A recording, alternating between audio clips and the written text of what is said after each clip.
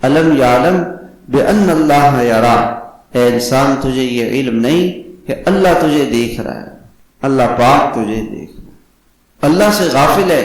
نماز میں بھی اللہ سے غافل ہے، قرآن پڑھتے ہوئے اللہ سے غافل ہے، مسجد میں موبائل میں لگا ہوا ہے نماز کے انتظار میں، اور نماز کے اندر کے خیالات، اس میں نماز کے اندر گناہوں کے خیالات آ رہے ہیں، چونکہ دن جب سارا دن گناہوں میں آنکھوں کے گناہ کرے گا تو نماز میں پھر وہی خیالات آئیں گے، نماز میں اللہ کا خیال کیسے آئے گا؟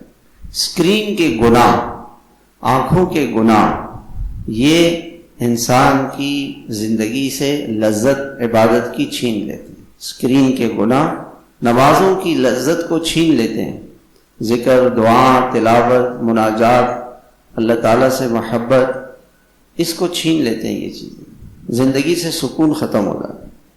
آپ اسکرین کے گناہ چھوڑ دیں، آپ کی زندگی میں ایسا سکون آئے گا جو کسی بادشاہ کے پاس بھی نہیں ہو۔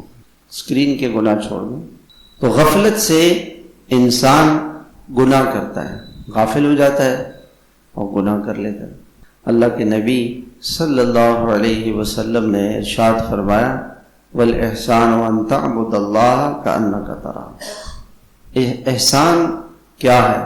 اس حدیث میں ایمان کا ذکر ہے، اسلام کا ذکر ہے، اور اس کے بعد احسان کا ذکر ہے کہ مسلمان سے اللہ کا مطالبہ کیا ہے کہ یہ اللہ پر ایمان لائے، دل میں اللہ کو تسلیم کرے، اور اسلام زندگی پوری اللہ کے احکامات کے مطابق ہو، اور احسان کہ اللہ کا دھیان ہو کہ ان تعبد اللہ، کہ تم اللہ کی عبادت ایسے کرو، اللہ کی بندگی ایسے کرو کأنک تراہ، کہ گویا تم اللہ کو دیکھ رہے ہو، اللہ کو دیکھ رہے ہو۔